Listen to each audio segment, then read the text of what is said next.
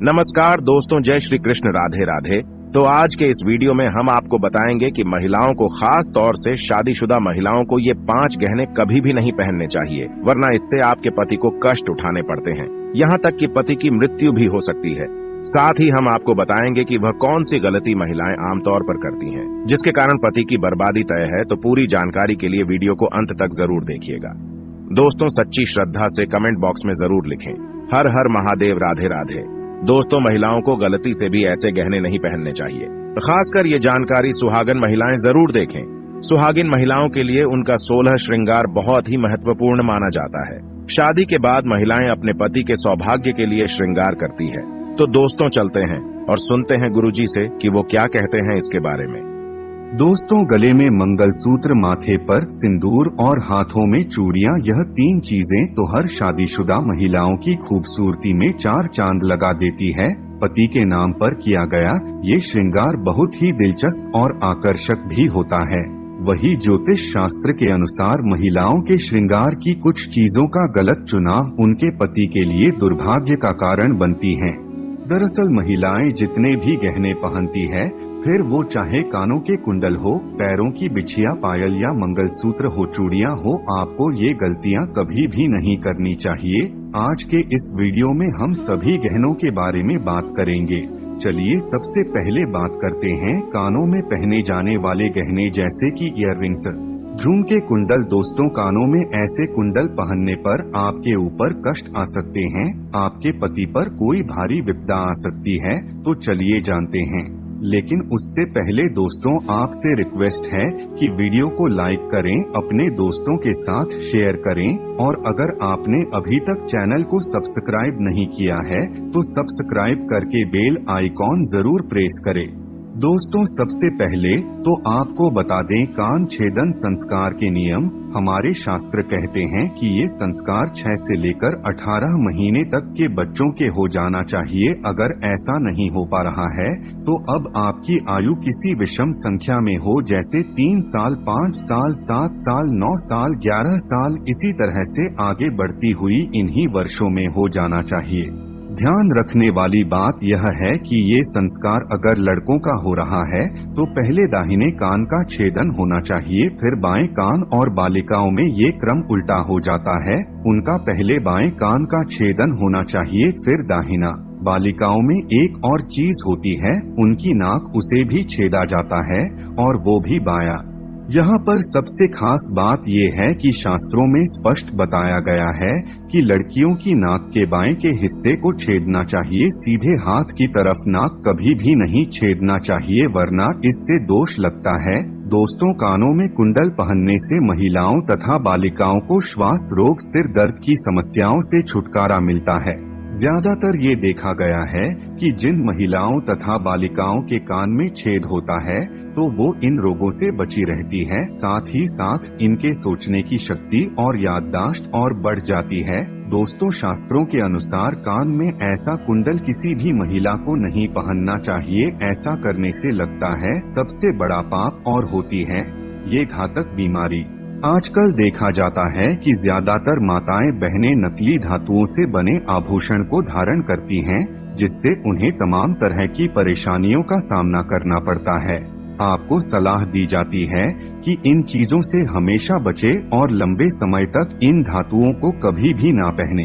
आप कानों में कुंडल अगर पहनती है तो सोने तथा चांदी के धातु का प्रयोग करें। अगर आप कानों में किसी और धातु का प्रयोग करते हैं तो इससे आपके सभी ग्रह बिगड़ सकते हैं, आपके ऊपर दोष लग सकते हैं, यहाँ तक कि आपके पति पर सबसे बुरा असर पड़ता है। किसी और धातु को कान में डालने से कैंसर जैसी घातक बीमारी भी हो सकती है, इसलिए सावधान रहें। दोस्तों, अगर आप कान में सोने या चांदी के कुंडल नहीं डाल सकते हैं क्षमता अनुसार या किसी और कारणवश, तो ऐसे में आप अपने कानों में नीम की डांडियां डाल सकते हैं। आपने अपने घर में बड़े बुजुर्गों को, नानी दादी को कहते भी सुना होगा कि कभी भी खाली कान नहीं रहनी चाहिए। कान में अगर कुछ ना डालना चाहे तो नीम की डांडियां जरूर डाल कर रखें। दोस्तों, शादीशुदा महिलाएं सावधान रहें, नहीं तो आपके घर में अनर्थ हो जाएगा। शास्त्रों के अनुसार व्यक्ति पर सबसे भारी दोष तब लगते हैं जब वो किसी पराये व्यक्ति की चीज का इस्तेमाल करें। इसीलिए सुहागन महिलाएं कभी भी किसी और के कुंडल अपने कानों में ना डालें, अन्यथा आपका विवाहित जीवन खराब हो सकता है, उसका दोष आपके ऊपर आ सकता है। ऐसे में आपको मंगलसूत्र भी किसी और का इस्तेमाल नहीं करना चाहिए, नहीं तो बुरे परिणाम आपको झेलने पड़ सकते हैं। इसीलिए आपका वैवाहिक जीवन कभी खराब ना हो, आप ये सावधानी जरूर बरतें। दोस्तों, विवाहित महिलाएं पैरों में बीज की 3 उंगलियों में बिछिया पहनती है। ये गहना सिर्फ 16 श्रृंगार की वस्तु नहीं है। बिछिया शास्त्रीय दृष्टिकोण से जितना जरूरी है, दोस्तों वैज्ञानिक दृष्टिकोण से भी उतना ही अच्छा है, क्योंकि ये साइंटिफिकली प्रूवन है कि दोनों पैरों में बिछिया पहनने से महिलाओं का हार्मोनल सिस्टम सही रूप से कार्य करता है। बिछिया पहनने से थायराइड की संभावना कम हो जाती है और गर्भाशय में समुचित रक्त संचार प्रवाहित करती है।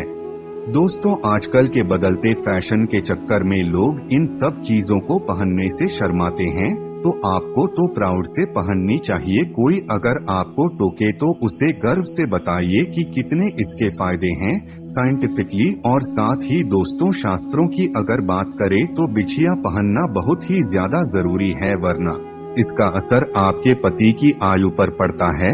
इसलिए ये गलती आप ना करें।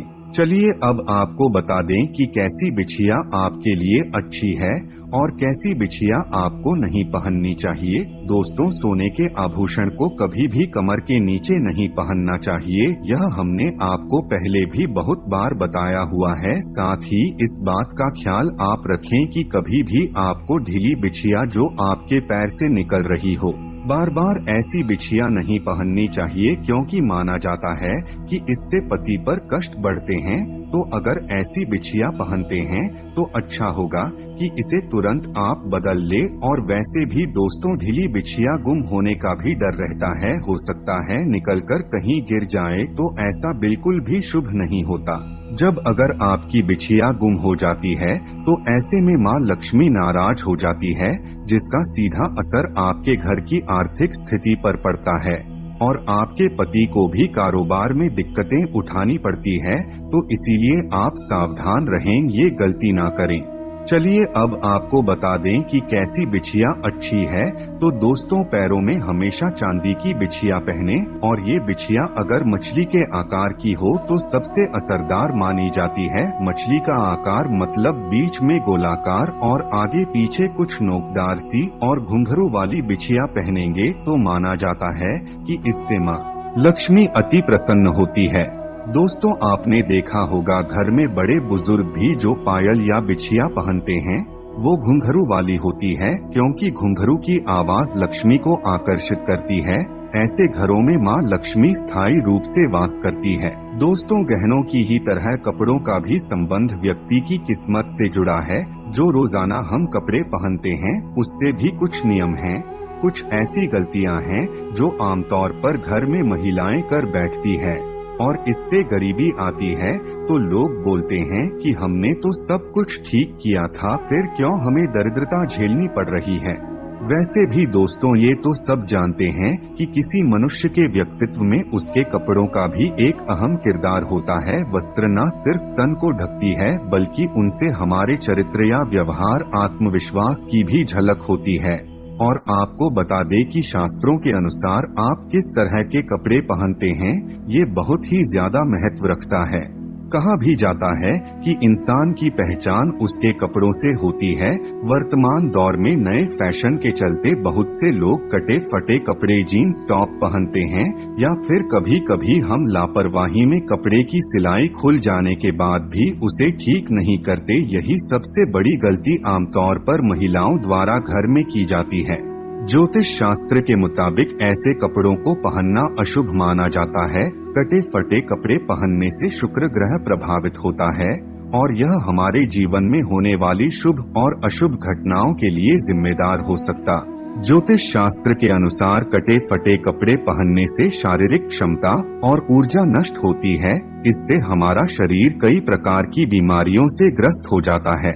शुक्र के प्रभाव से बचने के लिए आपको कटे फटे कपड़े पहनने से बचना चाहिए। महिलाओं को घर में इस तरह के कपड़ों को तुरंत ठीक कर लेना चाहिए और जो कपड़े अगर ठीक नहीं हो सकते हैं तो घर से बाहर कर दें। परिवार के सदस्यों को इस तरह के कपड़े न पहनने दे। कटे फटे कपड़े को पहनने से दरिद्रता आती है, इसलिए भूल कर भी ये गलती अपने घर में ना होने दें। इस प्रकार के कपड़ों का इस्तेमाल नहीं करना चाहिए।